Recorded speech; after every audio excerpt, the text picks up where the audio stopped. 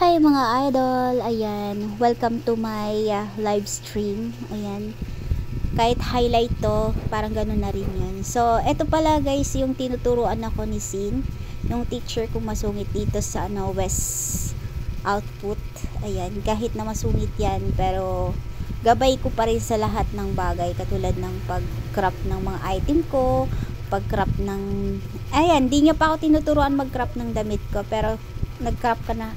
Ayan, tinuturuan niya ako mag-crop ng ano ko, ng baril, ayan.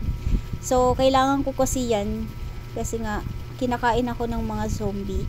So, paulit-ulit ako sa main quest ko, kasi level 17 na kasi yung mga mobs doon.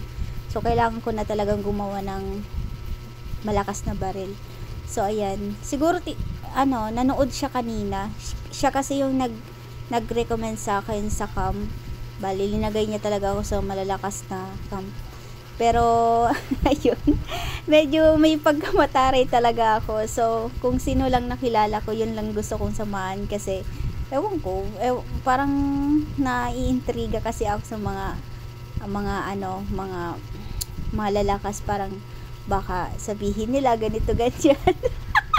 May pagkatanga pa naman ako pag tinuturuan. Kaya si Sin talaga napapasigaw siya. Hindi yan! Ganyan.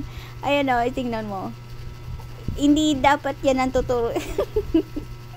Ewan ko, basta may pagkasamasungit talaga siya. Pero hindi, sa ko lang siya nakakasama sa dailies. Minsan sa dailies. Kaya sa Pero hindi lahat ng bagay katulad ng kagahapon.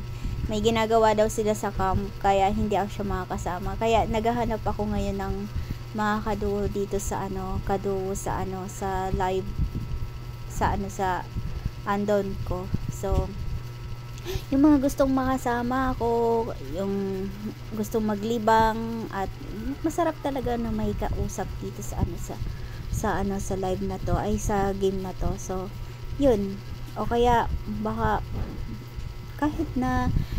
kahit na basta may kadugo ako, kahit babae o lalaki, okay lang sa akin.